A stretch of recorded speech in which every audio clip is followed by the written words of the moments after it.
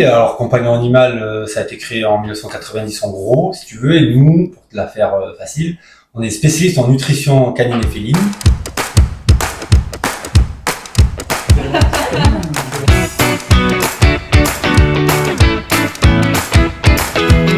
On apporte énormément de conseils, on vient s'adapter, et moi en gros je vais voir comment sont fabriqués les aliments pour ensuite pouvoir proposer à chaque gamme, gamme de prix les meilleurs compos possibles.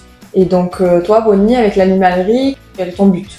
Le lien et le but, c'est de s'entendre pour tout ce qui est matériel. Donc moi, je vais y trouver tous les produits que j'ai besoin pour l'éducation canine, que ce soit les muselières, les laisses, l'alimentation, les récompenses, les friandises, les jeux d'occupation, et pouvoir amener mes clients sur des produits où j'ai confiance, je sais où les amener. Ça nous fait gagner énormément de temps en termes de recherche d'animalerie. Je sais que je l'amène directement, je les amène directement ici et que du coup, je sais que mes clients ils trouveront directement les bons produits. C'est le but du truc en fait, c'est-à-dire que moi je suis un spécialiste de la nutrition, elle de l'éducation. Donc dans l'idée, moi je sais bien conseiller en termes de nutrition, ça c'est pas le problème, mais qu'est-ce qu'il faut parfois pour éduquer, pour jouer, etc. C'est moi mon métier. Donc, je préfère prendre des conseils là, comme ça elle me dit plutôt les bons produits, et comme ça au moins tout le monde est content quoi. C'est ça l'idée. Pourquoi il est important d'éduquer son chien, même si c'est un chien de petite taille, un chien qui est très calme, voilà, pourquoi c'est important l'éducation? Pour la vie quotidienne de tout le monde, ça veut dire que sortir son chien, aller au restaurant, aller chez des amis, dans les environnements urbains, que son chien se tienne correctement, pouvoir l'amener partout, parce que c'est quand même le but quand un chien, c'est l'amener partout, et tout simplement pour lui, son hygiène de vie quotidien, ça lui fait du bien d'être encadré, que ce soit un petit ou un grand chien, c'est la même chose. Il faut qu'il soit logé à la même enseigne. Donc tu parles d'hygiène de vie, donc on en vient à la nutrition. La nutrition au niveau du chien, ça fait aussi une grande partie de son bien-être. Pour la santé pure, c'est même prioritaire ce que tu manges. Et dans l'idée, oui, ce que tu manges, c'est ce qui va te donner le plus de probabilité de vieillir en bonne santé. Comme nous quoi. Tu manges correctement, tu fumes pas, tu bois pas, tu fais les choses correctement. Tu as plus de chances de vieillir en bonne santé. Et bien pour le chien, c'est pareil. Sauf que c'est un carnivore, pour le chien, un omnivore, un carnivore pur pour le chat. Et donc, tu dois comprendre comment il digère, comment il assimile pour pouvoir faire en sorte que, en plus, il n'ait pas de problème de comportement. Parce que des problèmes de digestion, etc., ben, ça fait pas.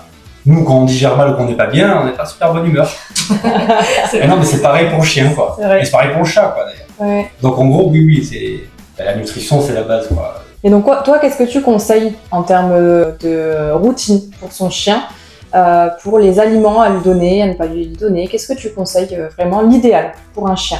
Le mieux, l'alimentation sèche, la croquette, quoi. Ça, les études l'ont prouvé, si tu veux, c'est 30% d'espérance en vie en plus en bonne santé pour un chien. C'est comme si là, je nous enlève le 3/4 de nos papilles gustatives, on discerne à peine le salé du sucré, quoi, en gros. L'art de la table, en plus on est français, donc on aime bien être à table, etc. Ça j'enlève.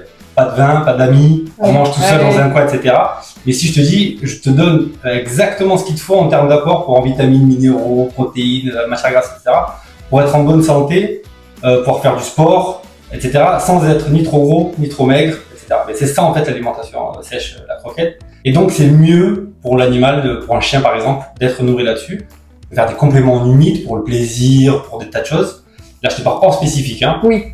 On est vraiment global. Un chien, le mieux, c'est de lui donner 2 fois par jour.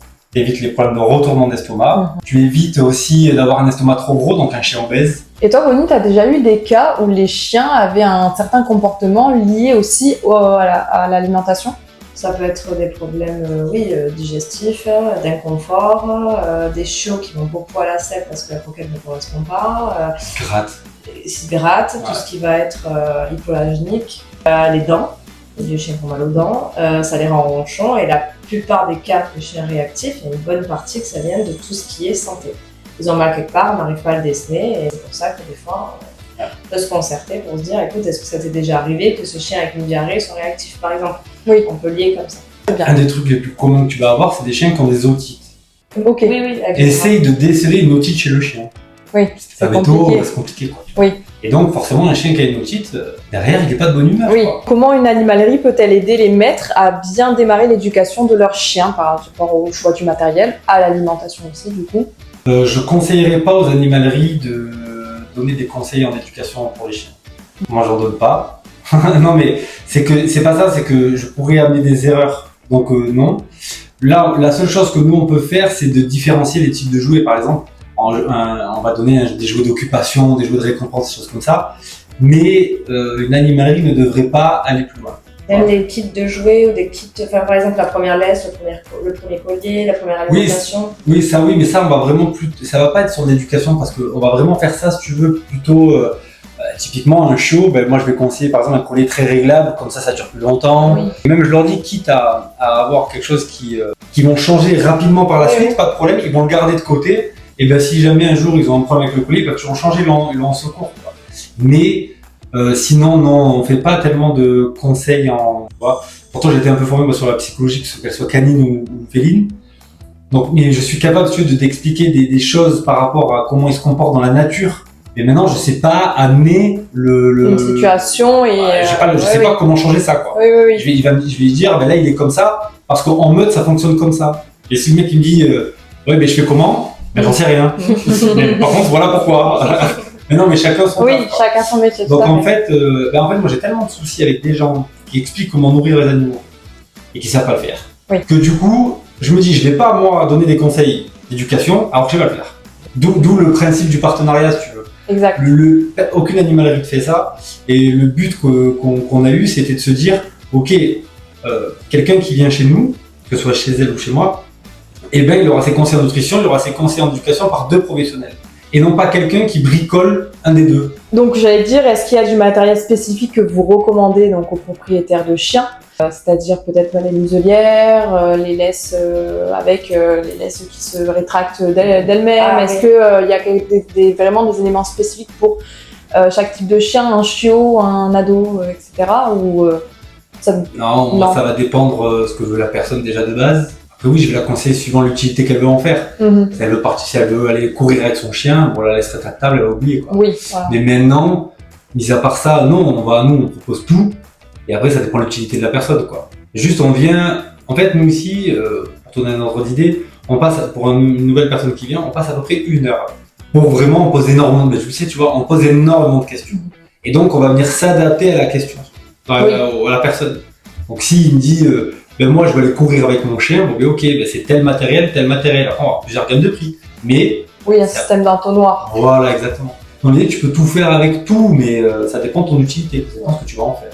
Ouais. Pareil pour l'alimentation, ça dépend de ton budget, bien sûr. Ça dépend de ce que tu vas en faire. Tout à fait. Comme toi, tu n'as pas une méthode. Si tu arrives avec un chien agressif ou si tu arrives avec un chien, t'as un shih tzu ou un alabaï. Même entre tous les agressifs que j'ai chaque semaine, je fais pratiquement que ça. Chaque agressif a sa particularité. Il va faire par peur, par agressivité pure, par dominance, tu vas avoir énormément de choses différentes. Et après, pour me dire là-dessus, c'est là où moi j'en viens d'avoir besoin d'une animalerie confiance, et que moi le matériel c'est primordial. Ça veut dire qu'il me faut telle marque, telle chose, telle balle, telle laisse, tel collier, moi c'est primordial que quand j'amène les clients et on se connaisse et que je dise si un client vient pour une muselière, tu l'amènes sur cette marque-là. On se voit d'abord, la dernière fois il m'a proposé de choisir les marques, les trucs, on m'a noté, et moi dès qu'ils viennent pour une balle, je veux ça. Pour moyen chien, je veux telle taille, pour grand chien, je veux telle taille, etc.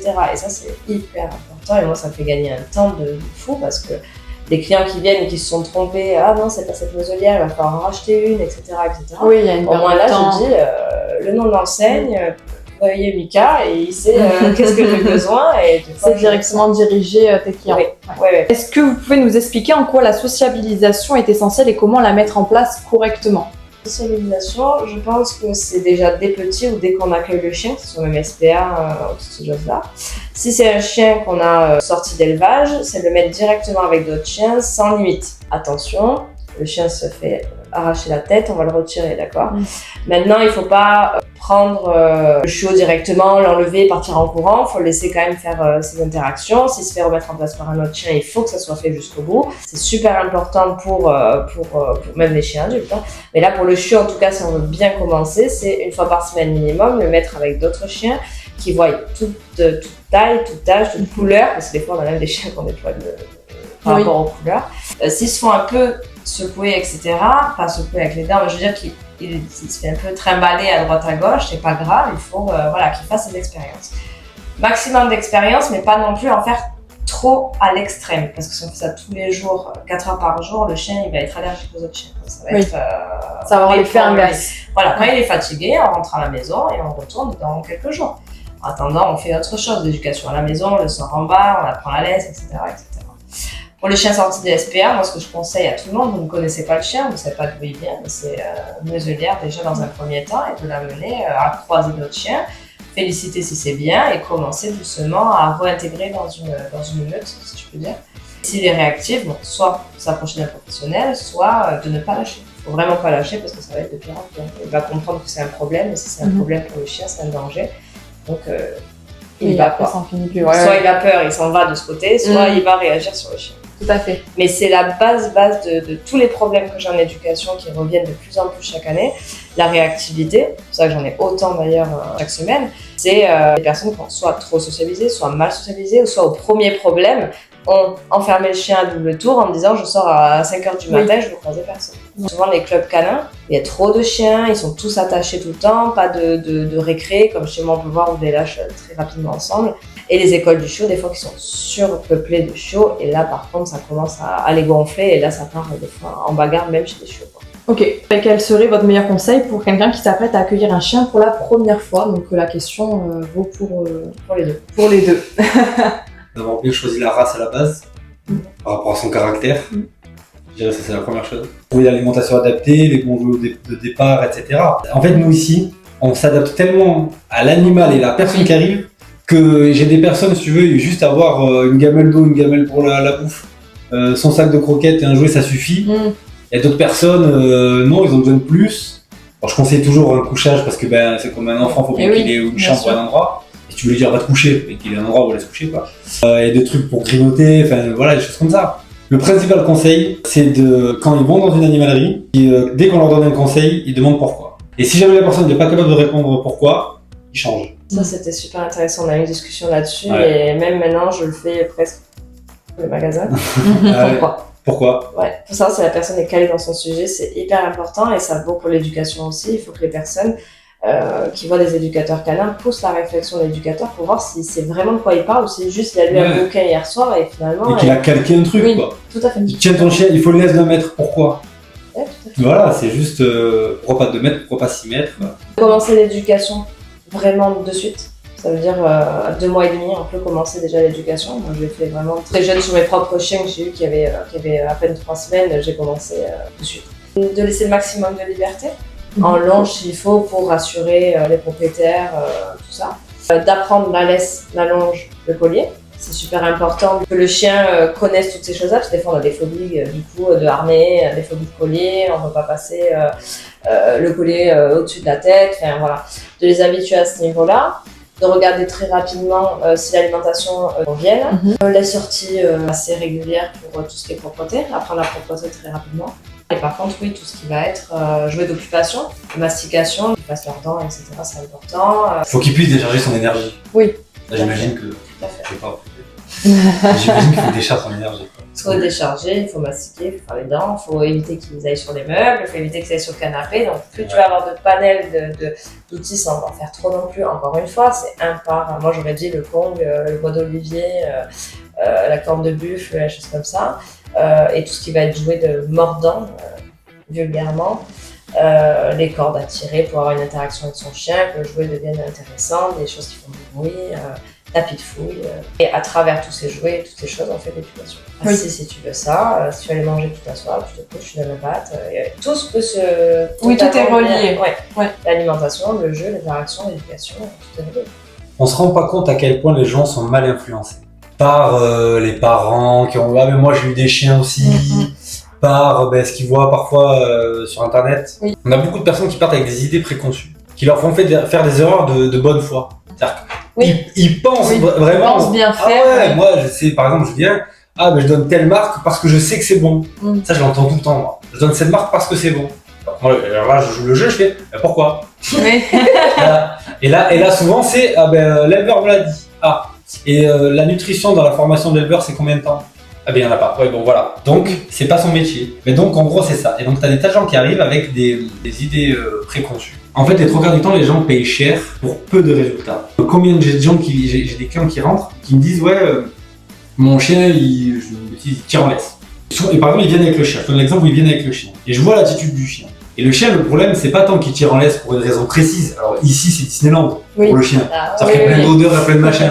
Et alors moi, ça souvent aussi, mais d'habitude, il m'écoute. Ah oui. Et c'est là qu'on voit s'il écoute ou pas. C'est avec la motivation, quoi. Voilà. Et donc, on me pose la question des fois, non mais le mieux, vous avez un chiot qui a 4 mois, faites de l'éducation avec l'éducateur, et vous allez gagner en temps et en argent. Parce que ce qui va pas détruire, les restos que vous allez pouvoir manger tranquille, c'est de l'argent et du temps gagné. Et c'est pareil que la nutrition. C'est-à-dire que moi, j'ai des gens qui arrivent, ils payent des sacs à des prix de fou. Quand on regarde la compo ensemble, c'est terrible, quoi. Tu peux avoir un premier prix, c'est pas le problème, le budget, c'est normal, mais il faut que tu comprennes ce que tu donnes. C'est ça, c'est important. Le pire, c'est que j'ai des gens qui viennent avec des sacs qui coûtent cher et que dedans, c'est horrible. Mais des différences, je peux te parler de produits, par exemple, là, on va te dire 70 € les 15 kilos, t'as les mêmes compos à 30 €. Ton animal, tu dois le nourrir et l'éduquer. Aller chez le vétérinaire, chez le médecin, quoi. Bien sûr. Tu vois, donc, une fois que tu as rempli ça, tu fais à peu près bien les choses. Les enfants, on peut pas. Oui, Ouais. c'est ça. Hein. Ça m'énerve de comparer parce qu'il y a des années, je comparais pas. Aujourd'hui, tu fais pas pour ton gosse. Pourquoi ton gosse et ton chien, ça serait différent en termes de représentation, de coût, d'application, de temps. Il faut l'amener à l'école, mais à l'éducation. Il faut le nourrir correctement, les croquettes, la nutrition. Enfin, si tu fais un parallèle entre les deux, c'est tout à fait ça. Il y a moins de dégâts s'il est mort. Si ton enfant a 16 ans et tue quelqu'un, C'est problème vrai. d'éducation. C'est vrai. Un couteau dans la classe, bon, C'est vrai. voilà, ça reste de l'éducation. Et après, tu as des cas. Des cas où Oui, finalement il y avait quand même une Un stabilité, traumatisme ou une stabilité, une mauvaise génétique, le chien peut être un cas, Oui. ou l'influence des autres. Après, chez le chien, un peu moins. Mais il y a l'influence aussi des autres. T'as un chien qui mord un autre chien, t'en as 4 qui peuvent arriver pour mordre le même chien et ils ne savent même pas pourquoi. C'est la meute, oui. l'effet de meute, une bagarre pour les gosses, c'est pareil. Et finalement, ils étaient pas si mal que ça. Ça peut défendre plein de choses. Et je pense que la nutrition et tout ce qui est métier d'animalerie, on le prend un peu trop à la légère, en disant c'est juste un magasin qui me vend des croquettes. Et ce n'est pas qu'il y a tout un étude derrière. Oui, mais à la décharge des gens, c'est les trois quarts des animaleries. Après, les produits pour chiens, ils sont de meilleure qualité quasi que non. Je te prends l'exemple du jambon. Il y a une frite qu'il y a dedans. Okay, il y en a plus dans le nôtre que dans ceux pour chiens. Parce qu'en fait, nous, on mange pas du jambon tous les jours. Donc l'effet sur le corps, Oui. Ouais. le chien, il bouffe tous les jours. Donc si tu en as du nitrite dedans, lui, tu le fracasses rapidement. Donc Ok. les produits pour chiens sont très contrôlés. Ouais. Je mets toujours un bémol, ça dépend les pays. Ça dépend où c'est fabriqué. Oui. Suivant où c'est fabriqué, Ça, pas la même chose. pas la même ouais. chose. Je sais que là, dans cette vidéo-là, et je vais pas me faire des amis parce qu'il y a des gens qui aiment bien nourrir au barf et à la nourriture Ah bah ménagère. justement, bah, c'était ma prochaine question. Justement, j'allais te dire qu'est-ce que t'en penses justement de ça. C'est une connerie. Ok. Franchement, j'ai fait Ouais. mon chien, il a maigri et de fou. J'ai tout essayé Ok. de me renseigner à peser, à mettre des huiles, Ouais. des compléments. Parce que je disais, acheter des compléments à je sais pas combien et tout. Le chien, Ah il a ouais. dépété. C'est quoi l'argument premier qu'ils te donnent en général? Ils te disent, c'est comme dans la nature. Dans la Ouais. nature, mange de la viande. Mm. Ouais. Alors, Une fois par semaine. une fois par semaine. Après avoir chassé pendant 3 jours. Oui. Donc la dépense, elle est. La dépense énergétique folle, le stress qui te fait monter tout, Oui. etc. Et ensuite, une fois qu'il a mangé, il mange en temps le plus court possible, la plus grande quantité possible. Parce qu'il vomit le surplus pour pouvoir se barrer s'il y a d'autres prédateurs. Oui. Et après, il va se coucher pendant 2 jours. Donc si son chien il fait ça, ok, mais allons voir les chiens dans la nature. Ils ressemblent à rien.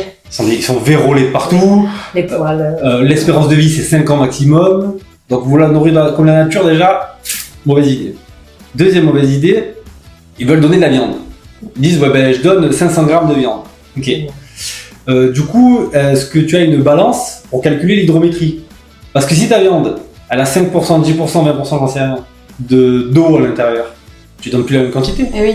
Donc comment tu calcules ça? Pour le même prix, tu auras une alimentation sèche beaucoup plus Ok, ouais. Ouais. de meilleure qualité De pour ton meilleure, chien, tu vas pas lui entartrer les dents. Et pareil, l'argument souvent c'est ouais mais moi j'ai eu un berger allemand qui a vécu 17 ans. Oui, où ma grand-mère lui faisait à manger Et des pâtes, voilà. des haricots, tout ça. ouais, les restes, tout ça. Exactement. Ouais. Bon. Mick Jagger est encore vivant. Le mec, c'est drogué toute sa vie. Il est encore vivant. Il y a des gens qui meurent avant, alors qu'ils ont tout fait bien. Ils ont été sains toute leur vie. Ouais. C'est comme le même principe du fumeur qui meurt vieux et celui qui a couru, pas fumé, pas bu, pas sorti, pas machin, et il claque d'un arrêt cardiaque à 40 ans. En fait, la nutrition, on augmente les probabilités de vieillir en bonne santé. Il y a des produits, je les connais pas bien ou quoi. Je préfère lui dire, tiens, essaye, dis-moi ce que t'en penses. Ah ben c'est génial, ok, nickel, bon on le fait, on pourra le proposer. Franchement, c'est pourri pour l'éducation, franchement c'est nul. Ça ok, ben on va pas le mettre en avant quoi. Comme ça on est sûr de proposer aussi aux gens déjà de base des trucs, tu vois. Et moi il peut régler certains problèmes de réactivité par rapport aux douleurs, par rapport aux croquettes, par rapport à je vois un chien qui arrive avec les poils complètement n'importe quoi, trop gras, trop machin, je peux l'amener voir et ça me règle pas mal de problèmes aussi au niveau comportement. Et à l'inverse, voilà, on s'entraide beaucoup, beaucoup. Moi, voilà, je peux tester des choses, on se fait des retours. T'es content si t'arrives à la fin, ton chien il est adulte, il est en bonne santé parce qu'il mange bien, il est bien éduqué donc il est bien dans sa tête. En fait, tous les chiens comme ça, ils sortent de chez agréable autant pour le chien. Exactement, non, mais c'est vrai. Mais dans l'idée, tu vois, détendu. Oui, autant nous que le chien. Dans ta vie, oui, quoi. C'est ça. Bah, parfait, bah, écoutez, j'espère que ça va aider du coup les personnes qui vont regarder cette vidéo, qui vont nous écouter. Et merci à tous les deux pour vos réponses et vos retours. C'était hyper intéressant, autant pour moi que je pense aux personnes qui vont regarder la vidéo. Et moi aussi, à chaque fois. Est-ce qu'on tease la suite ou pas? Ou c'est plus tard qu'on tease la suite? Oui, carrément, on peut. Non, mais donc en gros, là, oui, on se présente un peu, quoi. Enfin, toi, t'es déjà présenté. Mais en gros, voilà. Le concept qu'on va essayer de monter pour les gens, c'est essayer comme ça de leur ramener des conseils tout au long de la vie du chien. Donc là, on a vraiment survolé. Le global. Ouais, on a vraiment survolé les sujets. Et je pense qu'on va pouvoir rentrer un peu plus dans le vif du sujet, dans le thème exactement. Je pense que le prochain, on s'était dit qu'on ferait le chiot de base. Ouais, on commence le chiot et après, au fur et à mesure, on va grimper sur les problématiques qu'on peut rencontrer en éducation et en animalerie qui peuvent lier. Et au moins, on donne des petits conseils dans les vidéos. Il y a des conseils qui s'adaptent un peu à tout le monde aussi. Oui, c'est pas par type de race. Oui, bien sûr, que ce soit assez général. Elle comme moi, la différence c'est qu'on est obligé de s'adapter à l'animal. Oui, tout à fait. Je vais pas pouvoir te dire ça c'est bien. Oui. Super, mais après les viewers ils pourront mettre en commentaire les thèmes qu'ils souhaitent voir aussi sur la chaîne. S'ils ont des questions, tu vois, on pourra y répondre parce que toutes les questions ne nous viennent pas non plus comme ça. Oui, bien sûr. Bon, à la prochaine. C'est vrai.